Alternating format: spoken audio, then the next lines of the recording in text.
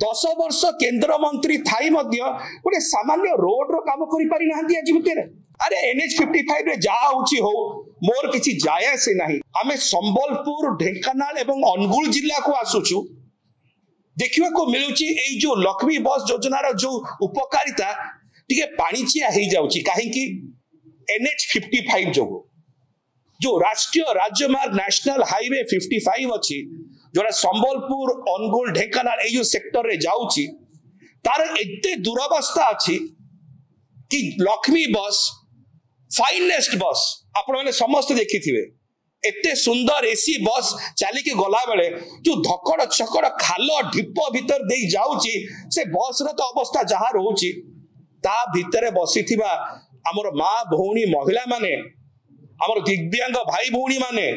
हमर वरिष्ठ नागरिक माने बापा दादा मां माने से मानकर अंटा पिटी कष्ट होची से माने कंप्लेन करछन आगे गाड़ी तो बहुत भलो अछि कि जेतले जो NH-55 दे के जाउचु संबलपुर ढेंकानाल अनुगुल रे रास्ता रे एते दुरावस्था कि हमर अंटा पिटी आगे सीधा ही पारुनी एवं सबु बेले गोटे भय लागि रहउची अरे किछि एक्सीडेंट हे जीवनी तो NH-55 रे गलाले किछि दुर्घटना हमसे हे जीवनी तो आज ये अवस्था रे पड़ी की रही NH-55 लक्ष्मी बस थिले मध्य NH-55 रो दुरावस्था जोगु होची ए सब काहे की होची कोन पाई होची माननीय केंद्र मंत्री श्री धर्मेंद्र प्रधान कर विफलता जोगु होची 10 वर्ष हैला से केंद्र मंत्री अछंती 10 वर्ष केंद्र मंत्री थाई गोटे सामान्य रोड रो काम करि पारि नाहंती आज भितर 10 वर्ष चली गला भावंतु तो जदि NH-55 रो काम